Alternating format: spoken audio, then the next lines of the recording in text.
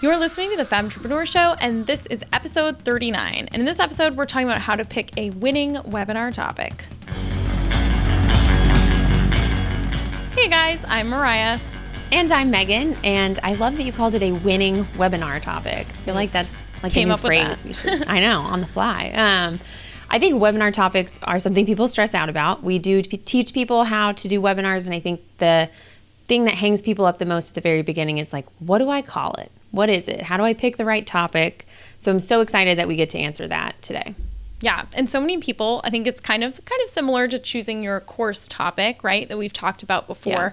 But so many people are sitting there thinking that they're going to come up with the webinar topic, or coming up with this course idea is like something they have to like spontaneously generate inside of them, and it's going to be this like magical moment of inspiration. But it actually has nothing to do with you, and you don't have to sit there like waiting for inspiration to strike. You are going to go out and find your webinar topic, just like I tell you to go out and find your course topic and do the research. It's not something, so many people are like, I don't know, I'm just not creatively thinking of one. And it's like, okay, you don't have to. Don't make it so hard for yourself. Yeah, I love that. And I do think that's important that as we're going to go through, we're going to highlight 3 different ways to pick a webinar topic. And if you have listened, I forget the number of that episode, but we have talked about how to create a course topic before. So you may see some similarities, but it's such a great process and you're going to love going through it. And I feel like when you go through this process, when you pick your topic, it changes the whole game of your webinar, because totally. You know your webinar is coming from like a real place of need for your audience and not like, I think they want this. I think they have this question. You're able to come from like, I know they have this question. Yeah, it's like, stop guessing. You know, you don't need to be guessing. There's literally an entire internet of places to do research. You don't have to be sitting there guessing. Does anyone want this topic? You can just know. Okay, so we're going to talk about the 3 ways to pick your webinar topic. Number 1 is to do a process called copystalking. You know what's funny is I've actually seen other people, maybe not even doing this on purpose, but using the term copystalking. And really? On like other websites. Yeah. And I'm like, that's my thing. That's our coined phrase. Yeah, but I think it's cool because it's such a great way. When I first came up with that, I was like, this is creepy. People are not going to like this.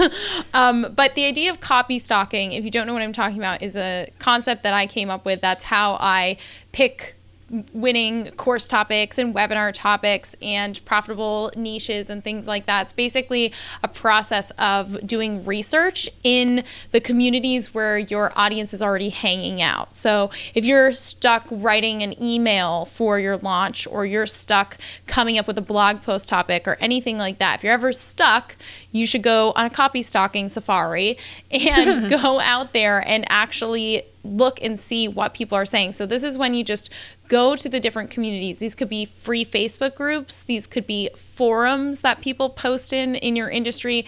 These could be the comments of other people's blog posts. Like if there's a blog post that's really popular on someone else's blog, there's going to be tons of comments underneath there with questions and people giving their opinions or things like that. And we can also use things like just, looking and seeing what kind of reviews are people leaving on Amazon and things like that. So copy stalking is just this research phase of saying, okay, if I go into a Facebook group where there's 100,000 people all talking about the topic, my general niche, what are the biggest questions? What are people asking every single day? What are people posting? What are the most popular threads, right? Let's say that you go into a forum and you're looking at the top 10 threads, and one of them has like 1,000 comments and the other ones have like 40 or 50 each. The one with 1,000 comments is clearly a hot topic. So how can you use that to create an awesome webinar topic that you know is relevant to people? You know people are asking. Now, this can take a little bit of time, right? Like I would say you want to spend like 3 to 5 days researching and spending time in these communities, because that's the only way you're going to see what pops up again and again. Like in our Facebook group, I know that there are certain questions that literally someone asks every single day. Yeah. Those are the perfect topics to create a webinar about. And you don't have to own that group or be the owner of the forum in order to get all that research out of it. Definitely. And just so real quick to clarify, if someone hasn't heard you say the phrase copy stalking, copy is from like copywriting. So it's like the words. So you're basically stalking the words that people are saying. And I think it's also important, Mariah, that they pay attention to the actual way they word things. Right. Because that's how they're phrasing it and that's how it's framed in their mind. So you as the expert might want to use a jargony phrase or want to come at it from a different angle. But if you pay attention to where their mind is at and how they phrase things, you want to use that when you're actually framing your webinar. Exactly. That's a brilliant and important point, is do not use other people's words and put them in your own and say, oh, well, this is how I would phrase this, or this is how I would make this sound smarter. Don't do that. Just make sure that you use the exact words and phrases that your audience is using. Speak to them in their language, not in the language of the expert, which can end up sounding crazy and a little too advanced for a lot of people. So that's a really good point. And a couple other places it's fun to look for ideas could be just as simple as going to Pinterest and typing in the main keyword. Let's say you have a blog and it's about how to go vegan, but what's your best webinar going to be? You can go and type into Pinterest, literally type in vegan, and then it will show you tons of suggestions like vegan recipes, how to lose weight going vegan, how to do XYZ. Like all these different examples are going to come up in suggestions when you go to type stuff in. This happens for Google too. So if you can just go and type into Google one like main keyword, it'll give you all those things that pop up. Those are suggestions for things that people are searching for. Yeah, and you can even scroll to the bottom of the Google page, like after you see the top results, and it'll say like related searches. And it's actually a really great reference because it's a really smart little system they have there. So they don't necessarily always use like just the phrase. It's kind of like related phrases. So Totally. That can be a good place too. Definitely. So again, you don't have to come up with this off the top of your head. You are going out there and seeing what are people searching for? What are people asking about in forums and Facebook groups? What are these big questions people are asking that you can answer in a webinar? Now, the second way to find your webinar topic, this applies to people who have some sort of content already. So if you have a blog, if you have a YouTube channel, if you have a podcast, even if you just have a Facebook page, this can totally work if you just have Facebook and that's where you post your content. What you want to do is look at your stats and then turn your most popular piece of content into a webinar, because this is a proven topic, right? So if you go into your Google Analytics and you look at your blog traffic, you look at your blog stats, you say, wow, like my top blog posts or my top 3 blog posts are this, and this. You want to do a webinar. Literally, you can take that same content, don't overcomplicate it, take that same content, repurpose it, use that content as an outline, and create webinar slides with it. And turn that proven topic, that proven idea that's already generating traffic for you into a webinar. It's the same thing if you have a YouTube channel. What's your most popular video? Expand on that and make it into a webinar with slides. The same thing if it's look at your Facebook stats. What's your most popular Facebook post? What's your most popular, thing that you've put on Instagram? So think about that and think about how you can turn what made that successful? How can you turn that topic into a webinar? And you can literally just repurpose the content. Yeah, I love that so much. And I think it's such a smart strategy if you do have an existing content, even if you're posting it elsewhere, like Medium or something too. Wherever you're posting your content, what is resonating with your audience? What do they want to know more about? Because obviously it affected them. So love that tip. Definitely. And our third tip for picking an awesome webinar topic is to remember to keep it small and specific. So we talked about this in the previous episode, but I really want you guys to be sharing one quick win. Okay, someone should be able to see a tiny shift, whether it's a tiny shift in their mindset, a tiny result that they get, something they can do in literally 20 to 30 minutes, right?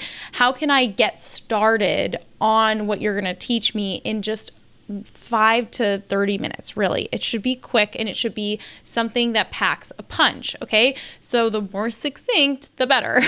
Yeah. Well, that's the thing. I said this on the last episode. So if you haven't listened to that last episode, we were talking about, do webinars still work, and the changes you need to make for them to work in 2017. So if you haven't listened to that, listen to it after this, and we talk a little bit more in depth on why you should do small and specific as opposed to, the high level topics. A lot of times, if you've seen webinars in your industry or in other industries, you've probably seen the high level 7 steps to doing something. And, if you've listened to any of those, they just give you the high level overview. They don't give you any action steps, and you're probably left feeling overwhelmed. So that is not working in 2017 anymore. It's not engaging your audience in the same way.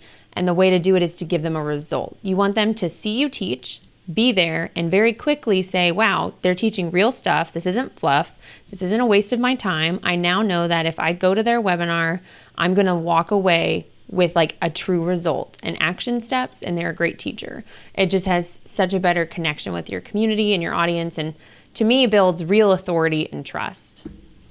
Totally. If you can do something that someone can just, don't try to give them this life-changing, totally, you're going to get, everything's going to be crazy different in 20 minutes. If you can just be like, hey, you're going to make this one tiny change in 20 minutes.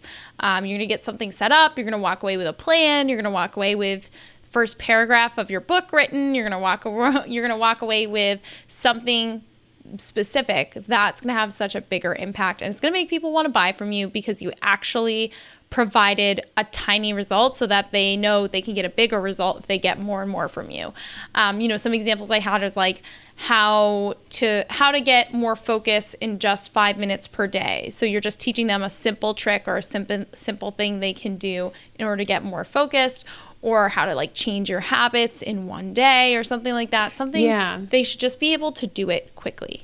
I saw something recently that was the one thing I do every day that makes me have a good day or something like that. And it's that you teach this one thing that's made this huge impact. Yes. And I think we've talked about this. This is kind of our philosophy in a lot of things is you want to be the shortcut. You as a business owner and a teacher, you want to be the shortcut for your students. If you give them 20 things to do, it's going to overwhelm them. Give them the best 3, like we're doing here. We could probably go on in 10 other ways to pick a webinar topic, and we're not, because we want to be an effective teacher for you. And so we're highlighting the top 3. Yes. So there's an example. Totally a good example. And you guys, if you're interested in doing a webinar yourself, which you should be, there's such an effective way to connect with people, not only to connect with your audience, but also to connect with other people in your niche, in your industry. If you are feeling lonely, as I was when I started Femtrepreneur, I was so lonely and so sad, and I had no friends. This is not a silly exaggeration. This is really I was really, really isolated in my business, and doing joint venture webinars once a week was my saving grace. It was oh my gosh, I'm going to interact with people who get me. They know what I'm doing in my business. I'm going to interact with all these awesome people who are inspiring and ambitious, and just, it's really so fun. And if you guys want to start doing webinars, whether it's with co-hosts or by yourself, definitely check out our ultimate webinar checklist. It has a couple of it's checklists that go through what you need to be doing 7 days before your first webinar, 2 days before your webinar, the day of, the day after, what you need to do in the follow-up. So it's a really comprehensive set of different checklists for each day leading up to your webinar. And I think you're really going to get a lot out of it. So make sure that you download that. I think you can get that at webinarrockstar.co and in the show notes too.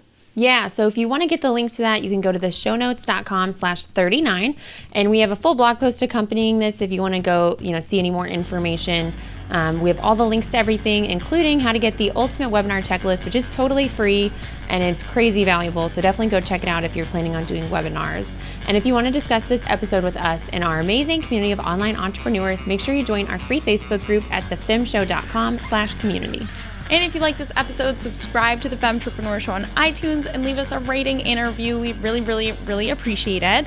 If you're watching this on YouTube, make sure to leave a comment below. Make sure to hit the like button and subscribe to our channel. We love, love, love seeing your comments, and we like responding to them and just chatting with you guys. It's such a great way to keep this conversation going. And if you want us to answer one of your questions and give you a shout out on the show, you can go to thefemshow.com to submit your question, and we will answer it for you.